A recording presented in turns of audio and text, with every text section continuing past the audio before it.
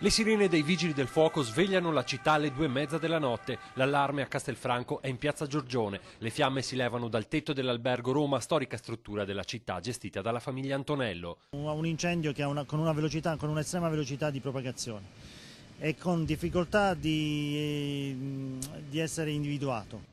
Il fumo invade le camere e tutti gli ospiti vengono immediatamente fatti uscire in strada. Stessa sorte per il vicino residence, dove vivono una quarantina di persone. In totale un centinaio gli evacuati. A rimanere ferito solo il titolare dell'albergo, Rino Antonello, di 77 anni. Le fiamme si sono propagate dal suo appartamento al quarto piano. L'uomo ha riportato alcune ustioni e delle fratture dovute alla caduta mentre provava a fuggire. Un turista straniero rimane intrappolato nella sua camera. Sono i vigili del fuoco a soccorrerlo prima che sia troppo tardi. Preso un po' dal panico, si era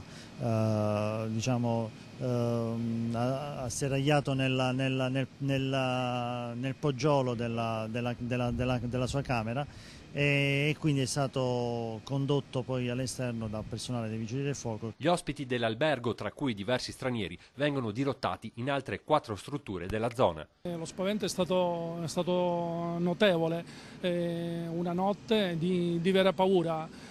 Adesso gli ospiti stanno bene, sono stati assistiti da noi carabinieri. L'albergo, danneggiato in modo gravissimo ai piani superiori, è stato dichiarato inagibile. I tecnici di Ascopiave hanno provveduto a bloccare l'erogazione del gas alla struttura per evitare altri incendi o peggio esplosioni. Piazza Giorgione, per permettere alle decine di pompieri sul posto di operare in sicurezza, è rimasta a lungo interdetta al traffico. Ora gli esperti dovranno stabilire le cause dell'incendio che ha pesantemente danneggiato l'albergo Roma. Sembra escluso il dolo. Tra le possibilità, quella che ad innescare la scintilla sia stato un cortocircuito.